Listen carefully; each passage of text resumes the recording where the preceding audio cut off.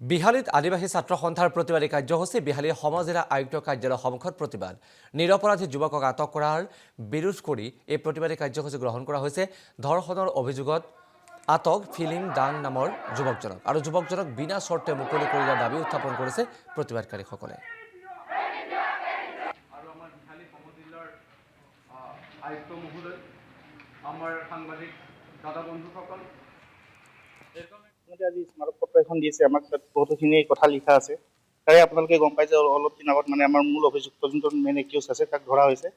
মুঠতে এইখিনি এতিয়া ফৰ্ডৰ প্ৰডিউচ হোৱাৰ পিছত গোটেইখিনি ঘৰলৈ আহিব কি একচুৱেলি কি হৈছিল কি হোৱা নাই। বাকী ইটা ভাটাখিনি চিল কৰাৰ কথা আমি অলৰেডি আমাৰ ডিষ্ট্ৰিক্ট কমিশ্যনাৰ অফিচত জনাইছোঁ, এইখিনি কৰা যাব।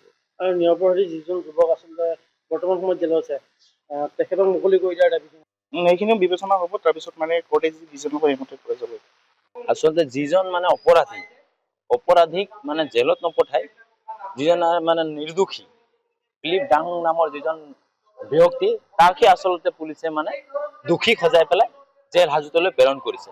গতিকে আমি এইখন সভাৰ পৰা আজি দাবী জনাইছো যে ফিলিপ ডাঙক বিনা চৰ্তে জেলৰ পৰা মুকলি কৰিব লাগে আৰু মহম্মদ আলী নামৰ যিজন নৰপিশাচ ব্যক্তি, যিজন আচলতে তেখেতক কি বুলি ক'ম, পাখণ্ড অভদ্ৰ আচৰণ ব্যৱহাৰ যি কৰিছে আমাৰ ল'ৰা ছোৱালী, আমাৰ মা ভনীৰ ওপৰত, তেওঁক যাতে ফাঁচি নিচিনা এটা দাবী আমি আজি সদৌ অসম আদিবাসী ছাত্ৰ সন্থাই এইটো আমি দাবী জনাওঁ। বিহালীত আদিবাসী ছাত্ৰ সন্থাৰ প্ৰতিবাদী কাৰ্যসূচী বিহালী সমাজেৰা আয়ুক্ত কাৰ্যালয়ৰ সন্মুখত প্ৰতিবাদ নিৰপৰাধী যুৱকক আটক কৰাৰ বিৰোধ কৰি এই প্ৰতিবাদী কাৰ্যসূচী গ্ৰহণ কৰা হৈছে। ধৰ্ষণৰ অভিযোগত আটক ফিলিম দাং নামৰ যুৱকজনক আৰু যুৱকজনক বিনা চৰ্তে মুকলি কৰি দিয়াৰ দাবী উত্থাপন কৰিছে প্ৰতিবাদকাৰীসকলে। আয়ুক্ত মহোদয়, আমাৰ সাংবাদিক দাদা বন্ধুসকল, আজি স্মাৰক পত্ৰ এখন দিছে। আমাক তাত বহুতখিনি কথা লিখা আছে। তাৰে আপোনালোকে গম পাই যে অলপ দিন আগত আমাৰ মূল অভিযুক্ত যোনজন মেইন একিউজ আছে তাক ধৰা হৈছে। মুঠতে এইখিনি এতিয়া ফৰ্ডৰ প্ৰডিউচ হোৱাৰ পিছত গোটেইখিনি ঘৰলৈ আহিব কি একচুৱেলি কি হৈছিল কি হোৱা নাই। বাকী ইটা ভাটাখিনি চিল কৰাৰ কথা আমি অলৰেডি আমাৰ ডিষ্ট্ৰিক্ট কমিশ্যনাৰ অফিচত জনাইছোঁ, এইখিনি কৰা যাব। আৰু নিৰপৰাধী যিজন যুৱক আচলতে বৰ্তমান সময়ত জেলত আছে, তেখেতক মুকলি কৰি দিয়াৰ দাবী এইখিনিও বিবেচনা হ'ব। তাৰপিছত কোৰ্টে যি ডিচিজন হ'ব সেইমতে কৰা যাব। আচলতে যিজন অপৰাধীক জেলত নপঠাই, যিজন নিৰ্দোষী ফিলিপ ডাং নামৰ যিজন ব্যক্তি, তাকহে আচলতে পুলিচে দোষী সজাই পেলাই জেল হাজতলৈ প্ৰেৰণ কৰিছে।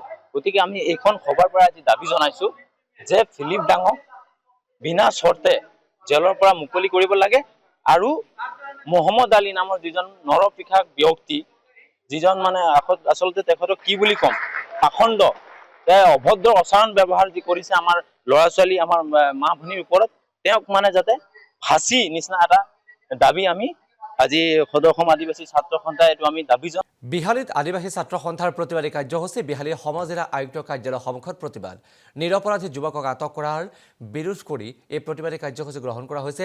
ধৰ্ষণৰ অভিযোগত আটক ফিলিম দাং নামৰ যুৱকজনক আৰু যুৱকজনক বিনা চৰ্তে মুকলি কৰি দিয়াৰ দাবী উত্থাপন কৰিছে প্ৰতিবাদকাৰীসকলে।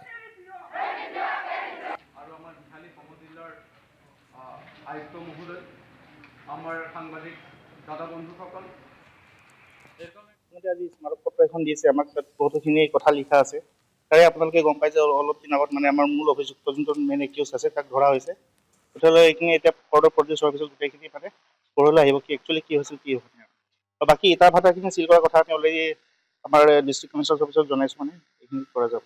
আৰু নিৰপৰাধী যিজন যুৱক আচলতে বৰ্তমান সময়ত জেলত আছে, তেখেতক মুকলি কৰি দিয়াৰ দাবী এইখিনিও বিবেচনা হ'ব। তাৰপিছত কোৰ্টে যি ডিচিজন হ'ব সেইমতে কৰা যাব। আচলতে যিজন অপৰাধীক জেলত নপঠাই, যিজন নিৰ্দোষী ফিলিপ ডাং নামৰ যিজন ব্যক্তি, তাকহে আচলতে পুলিচে দোষী সজাই পেলাই জেল হাজতলৈ প্ৰেৰণ কৰিছে।